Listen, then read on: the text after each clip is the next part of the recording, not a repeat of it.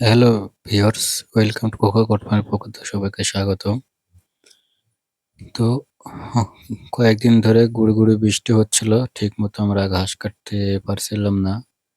ছাগলগুলোকে ঠিকমতো ঘাস খাওয়াতে পারছিলাম না। তো আজকে রোদ বের হইছে দেখে ঘাস কাটতে বেরিয়ে গেলাম। বিকেল দিকে বের হইছি।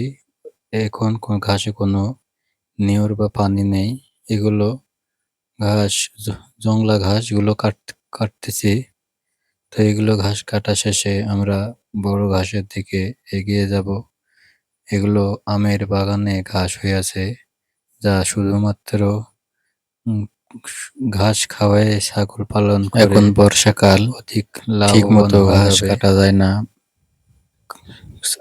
ছাগলগুলো খামার করতে হলে খড় প্রতিদিন খেতে চায় না। আমরা সে কারণেই ঘাস কাটা শেষ হলেই বর্ষাকালে আমরা অন্যদিকে যাব। খড় ভুসির জন্য সাইলেজ হয়ে আছে দেখে বা অন্য ঘাস সংগ্রহ করে রেখে দিতে হবে, যেগুলো বর্ষাকালে খাওয়ানো যায়।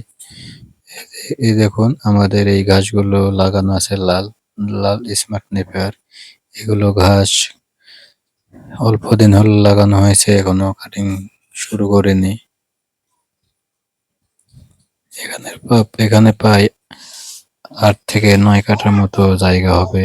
গোটা ৯ কাঠাতেই আমাদের ঘাস লাগানো আছে এবং জংলা ঘাসও আছে। আমরা জংলা ঘাসগুলো কেটে দিই না, নষ্টও করি না।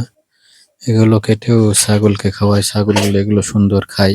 এবং দেখুন ঘাস কাটতে এসে আমি একটা কালাইয়ের গাছ পেয়েছি, গাছটা অনেক বড়। এটাও নিয়ে যাব ছাগলের দেখবো ছাগল কেমন খায়।